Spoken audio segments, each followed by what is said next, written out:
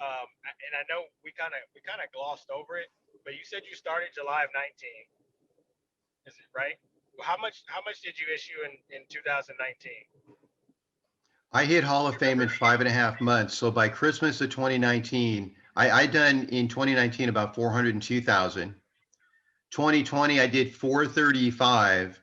And that was with 4 months of literally no issue paid numbers because I had over $4.5 million of annuities fall out in the state of California because they were all part of the state system. They were people getting ready to retire. And when the state shut down, we couldn't get a hold of anybody to move it. So I basically did 435 in 8 months last year. And my goal for this year is to run at least 500,000 on the annuity side in AP and 300 to 500,000 on the life side. That's a pretty solid year. It's a pretty solid goal too. Um, so we talked about leads. Obviously, your annuity transition and presentation.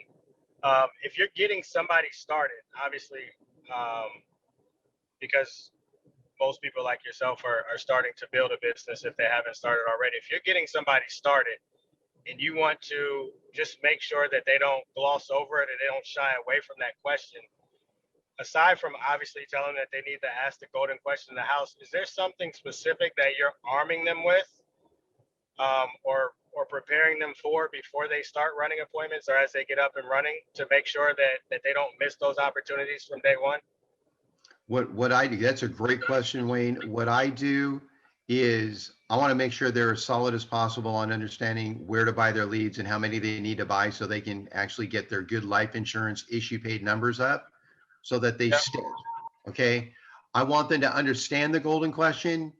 And then what I do with most of my brand new agents is when it's time to pivot, I actually coach them on how to call and get a hold of me, and I'll do the pivot for them.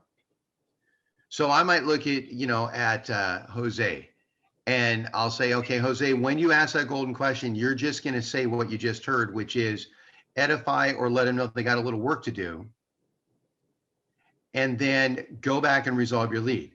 When it's time for the pivot, all I want Jose to do is look at you, Wayne, and say, hey, Wayne, we spoke a few minutes ago about that $100,000 old 401k. And I happen to know a guy who's at the company who's a specialist in what we call safe money retirement. I want to get him on the phone to talk to you about that because I know you're a good saver because you've beaten the odds. And I'd hate for you to lose any money. This is just going to take a minute. Let me get him on the phone and introduce you guys. And then he'll call me and I'll do my 5 minute and get him set up on a BAM FAM.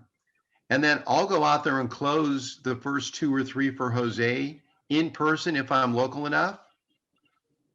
I'll do a small split with him so he gets his training on the annuity side much faster than somebody who doesn't have somebody like Ivan or Wayne or myself in their fold.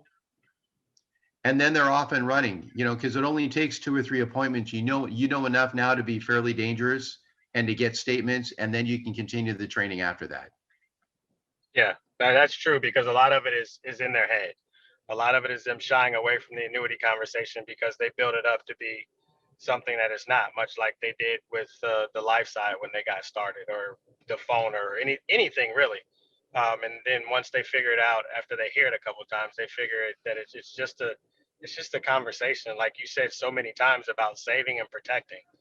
There's no, and the more you can kind of water it, not necessarily water it down, but translate it into plain English and not talk over their head, the more likely and easier it is to get that money moved, because they Okay, you guys understand it. froze on me there. I don't know if it's me or you. It's probably me.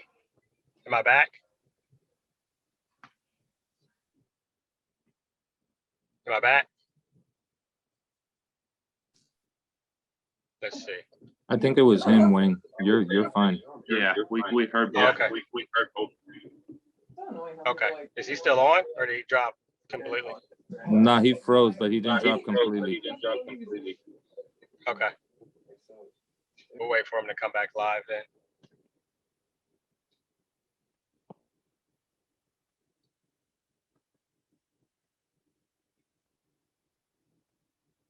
Oh yeah, he's still there.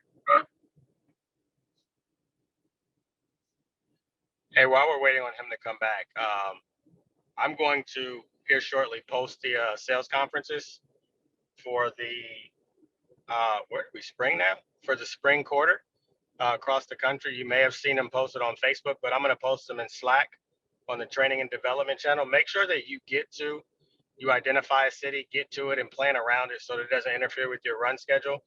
And anybody that's interested in the business that you've talked to about it, it's a great opportunity to get them in front of what I call the heavy lifters and let them do the work for you, because it really does alleviate a lot of the guesswork, a lot of the ambiguity, a lot of the questions that you typically are forced to answer that may not come across as clean because you may have just gotten here or because you may not be as confident